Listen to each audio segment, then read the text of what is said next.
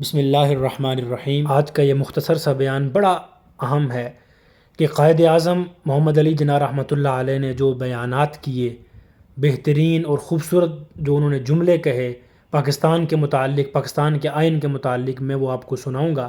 دیکھیے، علامہ شبیر احمد عثمانی رحمۃ اللہ علیہ کے سوال پر قائد اعظم نے کہا کہ پاکستان کا آئین قرآن مجید ہوگا۔ جب ان سے سوال کیا گیا پاکستان کا آئین کیا ہوگا تو فرمایا قرآن مجید ہوگا۔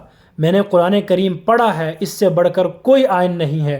علماء کو چاہیے کہ بیٹھ کر قرآنی آئین تیار کریں۔ اور اس کے بعد قائد اعظم نے فرمایا کہ میرا ایمان ہے ہماری نجات کا واحد ذریعہ اس اسوہ حسنہ پر چلنے میں ہے جو ہمیں قانون عطا کرنے والے پیغمبر اسلام نے بتایا ہے۔ ہمیں اپنی جمہوریت کی بنیاد اسلامی اصولوں پر رکھنی چاہیے۔ اس کے بعد 8 جون 1945 کو قائد اعظم نے مسلم اسٹوڈنٹ فیڈریشن کے نام پیغام دیا کہ پاکستان کا مقصد صرف آزادی ہی نہیں بلکہ مسلم نظریہ حیات ہے، اس میں اسلامی طرز حیات پر زندگی گزاریں۔ 6 جون 1938 کو قائد اعظم نے فرمایا پاکستان کا جھنڈا نبی کا جھنڈا ہے، کہ پاکستان کے جھنڈے کو نبی کا جھنڈا قرار دیا۔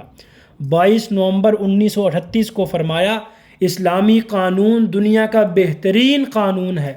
جلندھر میں آل انڈیا مسلم اسٹوڈنٹ کے اجلاس میں فرمایا کہ مسلمانوں کے طرز حکومت آج سے 1300 سال قبل قرآن کریم نے واضح بیان کر دیا ہے۔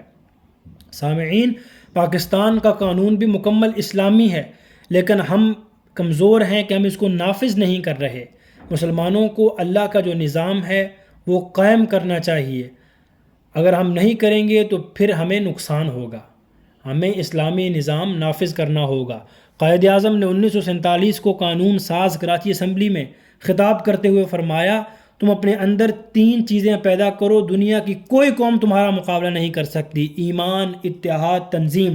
آج ہمارے اندر اتحاد آ جائے، ایمان آ جائے تو ہمارا کون مقابلہ کر سکتا ہے؟